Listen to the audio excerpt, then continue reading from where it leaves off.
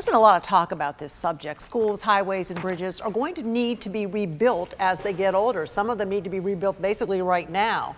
How to pay for it's always a challenge, but there's another challenge as we look at the work to be done, and that's filling a shortage of nearly, get this, 500,000 skilled construction workers. Peter Dyga joins us this morning of Associated Builders and Contractors to tell us more about this.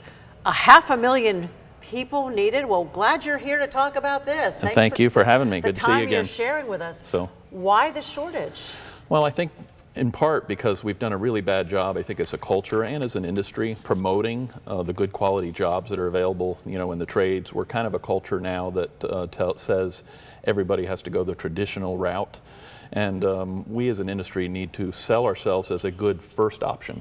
Like apprenticeship programs are 4-year programs, so there's a level of commitment, but you got a lot of pluses when you do that route. You're getting a lot of college education, so to speak, in the construction area. So what type of jobs are you talking about?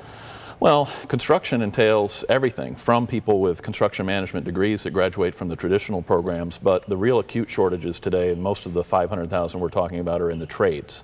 So your mechanical, electrical, plumbers, carpenters, roofers, I mean, you name it. So mechanical and all that, you don't have to go to college, but you get this 4-year so-called degree by being on the job with an apprenticeship. That's exactly right. So an apprenticeship program means that you're working, so you're earning money while you're in your program, and according to state and federal law, the student actually can't be charged for their education in apprenticeship, so your employer is actually paying for that as well. Well, that's kind of a win-win. It is a win-win, and when you graduate, you will actually be making more on average than somebody who graduated the traditional route with a bachelor's degree. So, and the truth is, half of students don't graduate, almost half don't graduate high school, and of the ones that go to college, almost half of them don't finish their college degree. So most of the jobs of the future are this non-traditional route, career and technical education route. Well, the good news to that is there seems to be a lot of jobs available if you're talking about 500,000 jobs. You're right. I mean, that's the shortage right now as we speak, and of course there's growth in the industry, so that's only going to increase. And if we pass $1 trillion in infrastructure spending, which is being talked about now, that's going to just add to that shortage.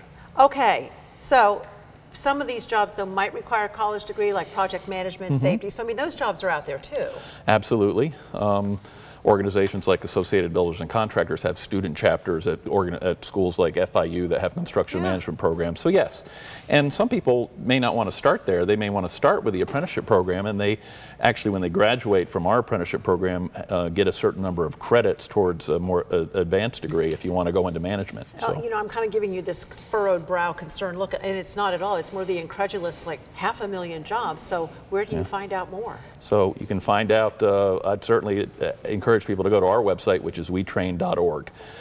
We have not just apprenticeship programs, but a program called craft training program as well. So even if you're not employed in the industry, we'll help you find a job. All right, it's on our website too, WPTV.com. Look at the As Seen On, and you'll see this interview, and you can get the information. And you heard the final words from Peter Dyga.